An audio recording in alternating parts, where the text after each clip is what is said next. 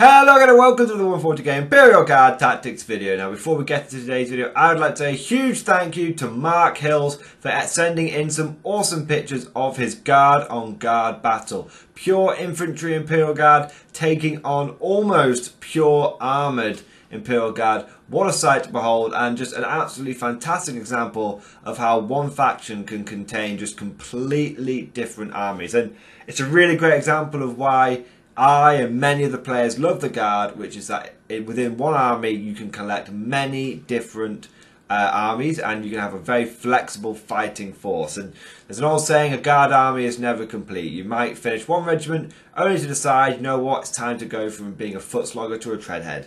Or vice versa, as it was in my case. Anyway, thank you for sending these pictures in, Mark. They look absolutely fantastic. If anyone else has got any cool pictures they want me to use in my videos, please post them on my Facebook page. There will be a link down in the description below. Now, without further ado, let's get into today's video. Now today guys, what we're going to be discussing is what is meta in 9th edition and what could be considered anti-meta in 9th edition. What's the difference between those two things and how the Imperial Guard fits into that equation. Is it an anti-meta force, a meta force? Could it possibly be both? So we'll dive straight into that now. Now some of you who are new to this hobby may hear the term bandied around meta or anti-meta. And unless you've been playing lots of video games, it might be a term you're unfamiliar with. Basically, meta, if something is meta, it's basically what's in, what is strong, what is currently the strongest thing in 40k that can take advantage of the current rule set. So, for example, in 8th edition, hordes and horde armies were, for a large part of it, considered the meta choice, especially at the beginning. And that was because based on the way the missions worked and the way the wounding system had changed, it was deemed that it was better to have a horde army, and hordes did really, really well at the beginning of 8th edition. And so a lot of players would turn up with, you know, huge horde armies from various factions, and Imperial Guard were very strong at the beginning of 8th. In fact, there was lots of memes where lots of people were taking the mick out of Imperial Guard and saying, oh, all these factions are fun to play against except the Guard, and 8th edition is great except the Guard. And obviously looking back now, that was ridiculous. It was just that it just so happened that when 8th first dropped, a lot of Guard players had the correct mentality for it, which was hordes and hordes of infantry, and then that was and then the meta eventually shifted and elite armies took over from horde armies, but hordes always had a bit of a place in 8th edition. Now going into 9th edition, the meta is completely different, and we have received consistent messages from Games Workshop, both in just direct messages and then also them showing us through their new rule set in 9th edition that hordes are not so meta anymore. And that what they want to try and encourage people to do is to take elite infantry. And one of the biggest things that is appearing to come out in the wash of 9th edition is durability is key. As long as you are hyper durable, then you will do very well in 9th edition missions. And you can now, for one of the first times, well, no, but sort of it's come back in fashion. It was something that was a big thing in 6th and 7th edition as well, but it's come back in fashion for 9th edition, which is your killing power isn't necessarily that important. It's now about having just huge amounts of durability. If you're able to bring really good killing power as well, that's great. You know, if you can do durability and killing, you know, winner, winner, chicken dinner. But if you're an army which is famous for its just durability, and you can really, really lean into that, and we're talking per model durability, not overall army durability. There's a key difference between those two things, which I will lightly touch upon in a moment. But if you're able to really lean on durability, and a good example of this is something like Death Guard. Death Guard, which barely saw any success in the latter part of 8th edition. I think they had a bit of, you know, the occasional meme list would turn up and rock the world, and you know, same thing with Thousand Suns. You know, there's one chap near the end of 8th edition which managed to win a tournament with mono Thousand Suns, and he just took everyone by surprise. But now in 9th edition, those two armies are doing really well because thanks to their inherent way the army plays, which is durability. You know, Plague Marines are toughness 5 naturally and come with a 5+ feel no pain. 1,000 Suns, I believe, are only toughness 4, but they do come with an inbuilt 5+ invulnerable save, and they also get a special rule called All is Dust, which means unless they get hit by a very strong weapon, they get +1 to their save. So they can be rocking around on 2-up saves, and then they can start being in cover as well, and then they're on a 1-up save. So, you know, really, both armies very, very durable. And with a little bit of help from Psychic Awakening, which again emphasised the durability size of both of these armies, especially with Death Guard. We have seen these two factions do very well at the beginning of 9th edition, podiuming consistently, doing well consistently, which is very different to what we saw in 8th. Likewise with Custodies, Custodies have come back in fashion. Now, there was a brief time when Custodies were extremely powerful in 8th edition, and that was partly due to actually the amount of damage they could do. It was less, their durability was okay, but it was all about those Custodies jet bikes that had everyone had a Hurricane Bolt to, and mid-8th that was pretty crazy. Now Custodies are back in business, but they haven't got any killer. I mean, they have obviously some stratagems and they've had some Psychic Awakening stuff, but by and large, the models haven't got that much killer. But the thing that's allowing Custodies to do extremely well is the fact that they have fantastic force concentration combined with very high durability. I mean, you're going into battle with, I don't think any models in the army have less than 3 wounds and a 2-up save. And they've all got a 4-up invuln minimum, and it's very easy to start putting storm shields on them. And those bikes have all got 4 wounds, and they've all got a 4+ invulnerable save. They're extremely tough. I think those bikes might even have 5 wounds. It's 4 or 5 wounds. It's pretty mad. And the point is that Custodians are extremely durable, so they're doing very well. So the current and the reason to understand, and I should say the reason to understand that in 9th edition is why durability is so important. It's because of the way the objectives played. Now, a key difference, and it's very important. I know I keep comparing 8th to 9th. A lot of people will be like, stick to 9th. We're in 9th now. But it's very important to understand why this shift in the meta has been very dramatic, almost overnight. Which is in 8th edition, especially in a lot of the core missions that people were playing. It was end of game scoring. There was some progressive scoring that got introduced later on in chapter approved.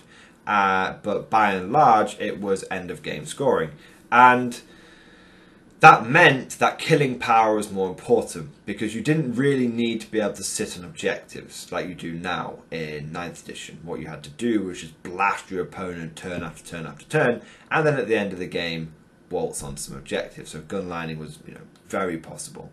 In 9th edition, that doesn't work anymore. 9th edition, killing power is less important. Gun lines actually struggle a lot in 9th edition because they don't have maneuverability. Essentially, what you want to do in 9th edition to be meta, to be winning, to have that sort of meta tactic and meta army build, is you want to plan to be able to move out to the middle of the board and basically camp it. And you just want to deny your enemy objectives, because denying them objectives, what it means is it denies them gaining points, and you will naturally score points. It's actually fairly easy to just naturally score points in 9th edition if you build your army around durability, and it's very frustrating for opponent because they are struggling to get points. And so to use a real world example of this, you could have a Tau army. Tau famous for the firepower. I know they're not doing so great in 9th edition. They've got the Riptide's still doing fine, but we'll use Tau just as an example of a shooting army that has traditionally gun lined. They can have great firepower, but if they have to stay still for a lot of that firepower, or they're forced to stay still because their opponent, let's say Death Guard, walk onto the middle of the board turns 1 and 2 and just hold it. What's happening there is the Death Guard will control the majority of the objectives. In fact, in a 4 objective game, it's very possible, which half the missions are only less than 6 objectives. You're the Death Guard are sitting not only on the majority of objectives, but they're denying their opponent from getting on more than one objective. So the Tau player ends up just picking up 5 points a turn every turn for primary. So he only gets 20 points because you can't score primary in the first turn. Meanwhile, the Death Guard player has just naturally, by turn 3, turn 4, maxed out his primary. And he hasn't had to really, he hasn't done anything more than just naturally gain points. But more importantly, what he's done is he's done a double doozy. He's gained a lot of primary, and he's denied his opponent a lot of primary. And the Tau player can't really do much about this, because Death Guard are happy to sit on the objective and, like Homer Simpson, just get punched in the face repeatedly, because they can take that punch in the face. They're that durable that they can take it. And then the Tau player is going to start struggling to win secondaries, because he's really struggling to force the Death Guard player off the board. Death Guard player has great board control, which means he's denying a lot of the maneuver objectives. I mean, the Tau player may be able to get engaged on all fronts, but he can't get too close to Death Guard, because guess what? The Tau player doesn't have the close combat capability to push the enemy off the objective and take it for themselves. And this is one thing that's really important to understand about what's the meta at the moment, okay, in 9th edition, which is it's all about durability, and it's really about close combat at the moment. Obviously, shooting is there are some armies out there, like Marines, which have the pure shooting capability to blast people off the table, and even armies like Death Guard are going to struggle, of course. But Marines are in a league of their own, because they can do both the shooting and the durability. But what's really important, what is for many other factions, Marines included, is to have a solid close combat capability, and that's actually kind of one of the sort of hidden meta qualities that you want. You want durability, but you also want close combat ability. Now, why is that? Well, it's really important to understand that when you try and if you are a shooting army, if your opponent is sat on an objective, even if you successfully blast that person off the objective, all you have done is removed them from that objective. That's all you've done. You've not gained anything for yourself, you've just removed them from that objective, probably temporarily. If you are a combat army, what's really strong about close combat is, let's say you have your unit of Khorne Berserkers, and they charge into a unit that's defending an objective. The Khorne Berserkers will more than likely tear through a basic. Let's say you've got 10 Khorne Berserkers and they tear through a squad of, or should I say 8 Khorne Berserkers if we're being very fluffy, and they tear through a squad of 5 Primaris, no problem. Those 5 Primaris were holding an objective. What the Khorne Berserkers have done is they've cleared the enemy off the objective, so removed it from their opponent's control, but now they're sat on the objective. So now it's in their control. And that's what makes close combat so meta in 9th edition, because not only does it take from your opponent, it gives you a boost. It's 2 steps up. It's not just denying your opponent something, it's a double doozy, it's a double dip. So that's why you're seeing a lot of, that's why you're seeing certain armies really struggle in 9th edition, and certain, even though on paper they look fantastic, and you're seeing other armies which previously were total write-off doing really well. So an example of this is Adeptus Mechanicus. On paper, the Adeptus Mechanicus have the firepower to level anything that they come across, and they probably will. Over the course of 5 turns, if you put an AdMech player up against, again, we'll just keep referring to Death Guard just to keep the example consistent, but you have those 2 armies face off against each other. Probably by the end of the game, the Death Guard player is going to be looking pretty rough. His army is going to be in pretty bad shape. But the Adeptus Mechanicus player, in order to get maximum firepower, has had to gunline, and so has probably lost due to the fact that the only way he can remove the enemy from objectives is by and large by shooting, and then he's not really gaining those objectives. So if he removes his opponent in his turn from an objective, the Adeptus Mechanicus opponent in their turn can then just move back onto the objective. So it's really, whereas in a combat arm, if you reverse those situations, the Adeptus Mechanicus player is sat on that objective, gunlining. The Death Guard are more than happy to move up and clear them off in combat and take the objective for themselves. So a match that back in 8th edition would have been no way that those Death Guard are going to win. No way. They're never going to make it across the table to do what they need to do. Now, because of the way the missions work, it's totally flipped on its head. And this is really also a very important thing to understand. A lot of people think that maneuverability is extremely important in 9th edition. It is. You can build your army around it, but it's not as important as a lot of people think, because again, because a big way of winning missions is to sit on primary and to just deny your opponent primary and probably equal on secondary.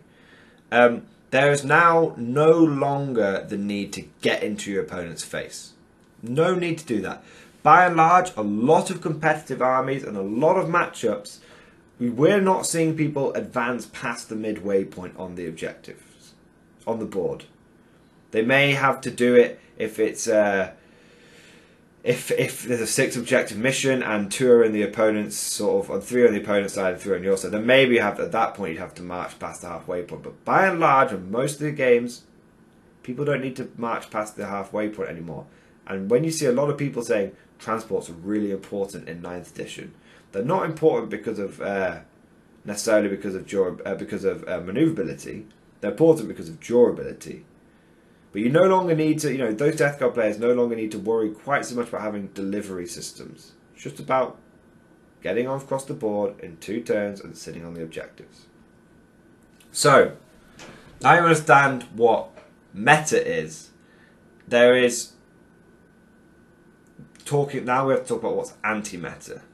So, anti-meta is a bit more of a tricky thing to put your finger on.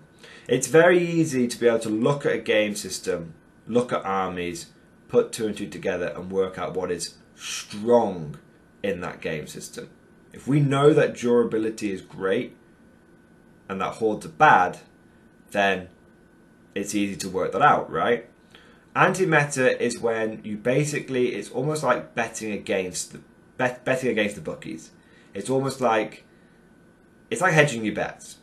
So what anti-meta in 9th edition is you say this to yourself. It's, I know that durability is key, and I know that everyone is talking about elite infantry, and everyone's going mad about everyone getting 2 wounds soon, and so everyone is turning up. So also most people are turning up to tournaments with elite armies, which are hyper durable, and because of this, and because everyone thinks that's what everyone else is going to be bringing, they're all going to turn up with low volume of shots, but high damage output. Okay, so no one's going to turn up with, no one's turning up with like assault cannons anymore, because they're only damage 1, and damage 1 isn't good enough anymore. No one's relying on storm bolters or mass bolter fire anymore, or mass lasguns anymore, or no one's like in Punisher cannons. All these high volume shot weapons, no one's running those anymore because it takes too long to grind through the elite infantry. Instead, everyone's turning up with 3 squads of 3 eliminators. Everyone's turning up with as much damage to weapons as they can get their hands on. So now that I know this, what if I go the exact opposite way? What if I play against the meta? If I know everyone's turning up with go big or go home weapons, if I turn up with a pure horde, all of 1 wound dudes, then in theory, no one will expect that. And so in theory, I will be able to crush the opposition, because they will all be wasting their very expensive guns on killing my very cheap horde army. And so that is sort of the idea of anti-meta in 9th edition. Now, anti-meta is really tricky to do, but it can also be one of the most rewarding things. You see, if as a player you turn up to a tournament and you have got your net list and it's that classic Marine, 3 squads of 3 eliminators, blah blah blah. If you go and then you win that event, well done, you won the event. No one's taken that away from you. But but it's also not remarkable. It's like, oh yeah, Marines won another event. Big deal. Who cares? But if you were to turn up with an army that was the total opposite of what everyone was expecting to face. Let's say you turn up with an Orc Green Tide. If you turned up with that and then crushed everyone, that would be making Warhammer headlines across the planet. And so that's what anti-meta is. It's basically going, I think everyone's going to use this, and so I'm going to take the one thing that's really strong against that. Now the problem with anti-meta is that there's a very good chance you're going to turn up and have sort of got it wrong, and you're just going to get smashed in the face every single game. You might say, I think everyone's going to be turning up with this, with Salamander, Eradicate Marines, so I'm going to turn up with my Guard Army, or my Green Tide Army, or my Nid Bug Horde, and then you actually go to the event, and you end up just facing 3 Marine players who didn't get the message about Eradicators, and they're all turning up with loads of Thunderfire cannons, which have all got blast weapons, which all start getting maximum shots against your poor, big blobs of infantry, and you just get absolutely creamed. That can happen. Anti-meta is a lot harder to get right. So, it's interesting. Now, where do Guard fit into this? Well, what's really interesting is Guard can actually play both games. Guard traditionally are seen as either horde of infantry or horde of tanks army, but because we've been around for ages, we've got a really diverse model range. We can actually do both the meta and the anti-meta choice, and it's yet to see which one will end up being the more popular. So if you were to play a meta Guard army, what you'd be looking at is taking as many high durability units as you can get. Bullgryns being a fantastic example. Bullgryns and Crusaders, especially if Crusaders get strength 4 due to power swords, Bullgryns and Crusaders could be really, really good. Because Bullgryns, they're relatively cheap, they're about 40 points a model, and they come with a 2-up save, toughness 5, 3 wounds. You can't really argue with that, and they're great in combat as well. So Bullgryns are a really meta choice because not only are they durable, but they have great combat potential, which means they can do that, the sneaky meta thing, which is combating people off objectives and doing the 2-point swing towards you in the double doozy. So Bullgryns are a great choice. Ogryns, not so much, simply just because Ogryns are slightly overcosted, but they are in the same vein. Ogryns are surprisingly okay in 9th edition, simply because if you, as someone who runs Bullgryns and Ogryns in the same game, Ogryns tend to do something quite interesting, which is your opponent either doesn't fully appreciate the difference between them, and so he shoots the Ogryns, and then when he's shooting Ogryns, he's not shooting Bullgryns, which is kind of interesting. Because then your Bullgryns get go through the battle way more intact, or he shoots the Bullgryns and your Ogryns get left alone. And despite the fact that Ogryns aren't a fantastic unit, if you take 5 or 6 Ogryns and with a priest and you slam them into a unit, they're going to do some damage. And also, because they're just inherently toughness 5 with 3 wounds, they're surprisingly tough. They're nowhere near as tough as Bullgryns. And the moment your opponent figures out that he's been shooting Bullgryns and they don't die, and then he shoots your Ogryns and he kills them quite easily, he'll then focus on your Ogryns and kill them. Fair enough. But point is that Bullgryns and Ogryns, out of those two, I'd go with Bullgryns. They're definitely the meta choice. Crusaders, they've only got 1 wound, yeah, but they do have a 3+ invulnerable save, so they are pretty durable, and they're good at combat, and they're about to get strength 4 power swords, so that'll be pretty sweet. And you also have, for a meta choice for Guard, you can take elite infantry. Because you can take Scions, you can take Militarum Tempestus Scions, and they're a really great meta choice. And they're also an anti-meta choice. They're both, because they're cheap enough that you can take plenty of them. But they also come absolutely crammed full of special weapons. Specifically, they come crammed full of plasma, which you're going to be overcharging for days, absolutely for days. So that's all damage to weaponry. And you can easily take 6 squads of 5 scions, and you can give each squad 2 plasma guns and a plasma pistol, and you've actually got more special weapons than you have basic hotshot las guns, basic weapons. So scions are really good at being a meta choice because they themselves are they're quite elite.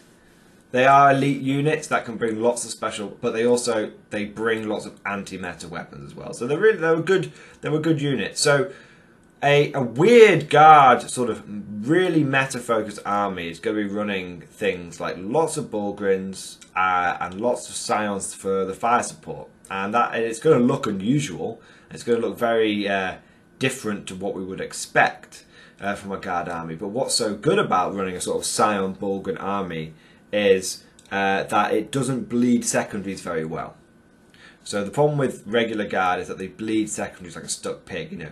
Both of taking the armies in the pictures as examples, that tank army is going to bring it down super quick. And if he's running 3 tank commanders, he's going to be giving up assassinate super quickly too. And the infantry army, he's going to be giving up thin the ranks like there's no tomorrow, and if he's got his captains in the front lines, he's also going to be giving up assassinate really quickly.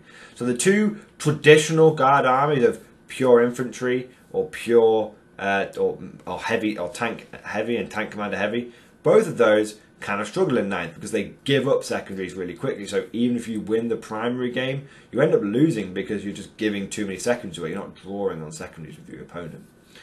The interesting thing about the Scion Bullgrin sort of meta army, which I admit I haven't seen anyone using yet, but I think it's just because it's very expensive to get like 27 Bullgrins together. The interesting thing about that is it doesn't give up thin the ranks, and it doesn't give up assassinate very easily, and you're not going to have that many characters in it. Maybe a couple of priests and some best of primes. That's it. Both of which are fairly durable characters, surprisingly for guard. And it doesn't give up, it doesn't give up thin the ranks because you've got less than 100 models on the board. You've got, between 20 and 30 Ogrins, and Bullgrins, I should say, and about 30 to 60 Scions. It's not enough to interest your opponent in the ranks. So that style army is actually a very interesting one. And the great thing is Scions have had huge boosts recently thanks to Psychic Awakening. So they're great. Now, on the flip side of this, what if you wanted to run an anti-meta guard army? Well, I sort of hinted at it previously, which is you would turn up with pure infantry. Okay, pure infantry would be the anti-meta choice, because if you take your Bullgrin Scion army into battle, there's a good chance you're going to come up against a lot of Eradicators who, if lucky, could slag 6. One squad could slag 6 Ogrins in a turn. It's unlikely because you're going to have invulnerable saves and you're going to be able to boost those up, but they could do it. They could do it. So. It does have problems. Whereas the anti-meta thing is, if you expect to turn up against 9 times 3 Eradicators, 3 times 3 Eradicators, sorry, then those guys are going to turn up and they might kill 6 guardsmen each return, but that doesn't really matter. You've got 300 guardsmen roughly on the battlefield, 200 to 300 guardsmen.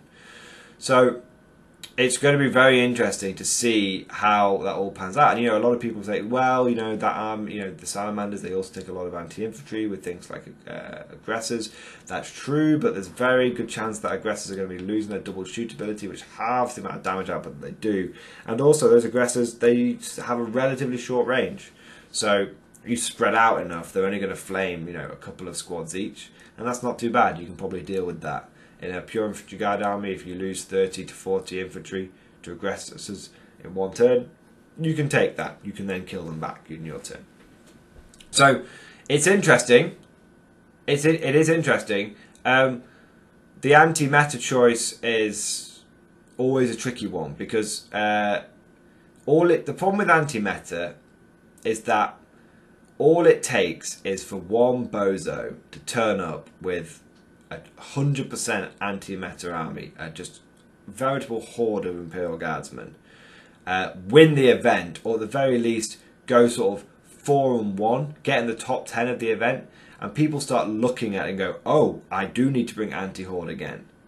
And then the sort of, you know, you only really get, it's kind of like, if any of you have ever seen the film First Contact, Star Trek First Contact with the Borg, and, you know, the Federation get like 1 or 2 shots off, but then the Borg adapt their shields and they can't get through anymore. It's kind of like that with anti-meta. It might work 1 or 2 times, maybe 3, but then the meta will adapt and people will start taking more anti-infantry and it becomes a bit more of a struggle, and then you've got to try and find the next anti-meta thing. That can happen. Although if it's just one army that's expected to turn up here and there, sometimes people won't bother taking it into account. They'll be like, you just be unlucky if you turn up again and meet that army. So it's interesting. So I hope you guys have enjoyed this video. I hope it's given you some thoughts on not only for your Imperial Guard army, but if you have other armies, what is meta, what is strong currently in 9th, what is weak, and can you actually, you know, go against the grain and come up with something that will actually be really surprisingly very powerful and shake things up. I personally have always been a bit of an anti-meta kind of guy. The moment I see something is strong, I look at it and go, oh, I don't want to use the strong thing. I want to beat the strong thing. It sometimes works.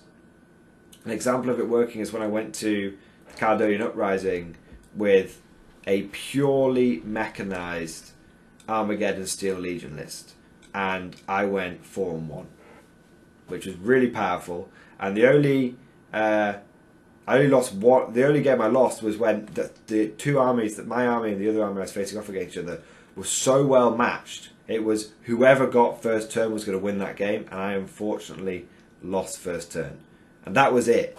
And when you have, and that was because my mechanized army was totally anti-meta. No one was expecting to face it, and when I turned up with it, it did really, really well, and I did the best I'd ever done at an event, simply because it was extremely anti-meta. In addition, where people were saying tracked vehicles were useless, regular vehicles were useless, unless you're running fly on your vehicles, don't bother turning up with them.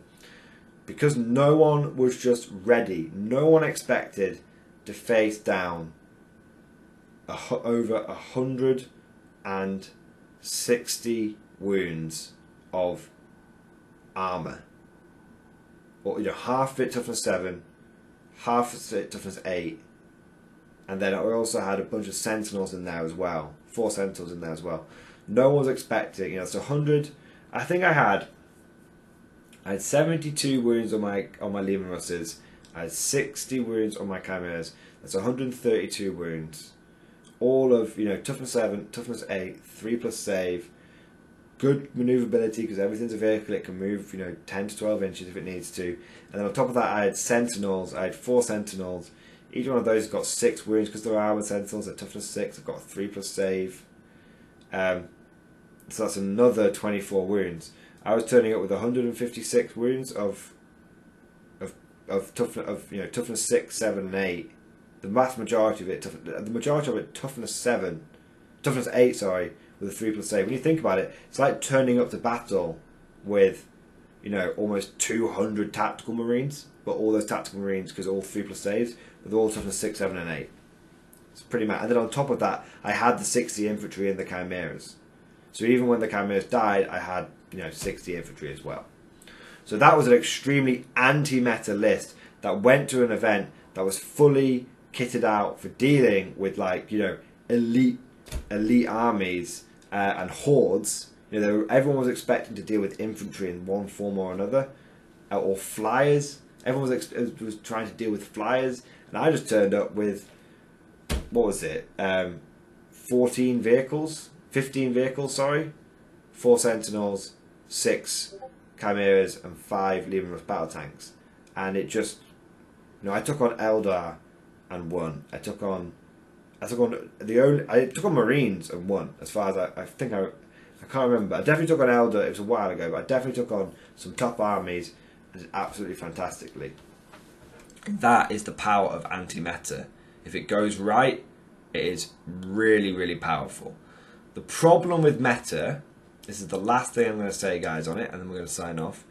The Problem with taking a meta army is it can lead to what's called a mirror match, where you take the top list that's doing the rounds at the moment and you end up facing off against the exact same list or a very similar list. And in those situations, what tends to happen is he who goes first wins. Okay? That's what tends to happen. And we are seeing that. We used to see that all the time in 7th.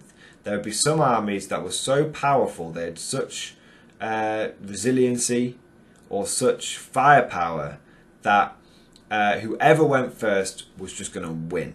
And we used to see top tier players just roll the dice off and go, yeah, well done, you've won. And they wouldn't even move a model. That was how extreme it got by the end of sort of 7th, 6th, 7th. They wouldn't even move a model. They'd go, yeah, you won the roll off. You're going to win this game. Let's shake hands. You can win.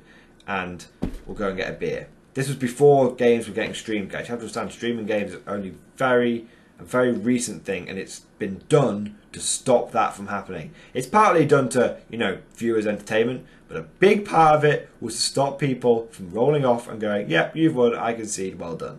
Because entire tournaments were being decided in that format. At the very, very least, people would say, okay, we'll play the first turn out just to see if it makes a difference. I might have terrible luck. And it never did. It never did happen. Always, you know, the person who won that dice off won. And guess what? We're seeing exactly the same thing take place in 9th edition now. We are seeing armies mirror matching up and people facing off against each other and basically going, whoever gets the first turn is going to win out, aren't they? Oh yeah. And they roll off and one player loses and goes, yeah, I probably lost, but we'll play out the first turn. And then he does, and then they concede. That's happening in 9th. So, not to end the video on a bit of a salty note, but we're seeing a lot of the ghosts of 7th popping up in 9th now, because of how the meta is currently shaping and how the power of certain factions is dominating. Anyway, guys, hope you guys have enjoyed this video. Hope you have learnt lots from it. If you think I have missed anything about what meta and anti-meta is, what is currently meta and anti-meta in 9th edition, please let me know. Put it down in the comment section below. I'm sure you're all totally sick of me saying the M word now. I'm sick of saying it. Meta, meta, meta. It's starting to sound weird. Hope you guys have all enjoyed this video though. Please leave lots of comments. Look forward to more sort of meta analysis, what's currently strong, how the guard can beat it videos. I'm going to be doing a few more of those this week. Anyway, hope you guys enjoyed this video, and of course, I'll see you guys next time.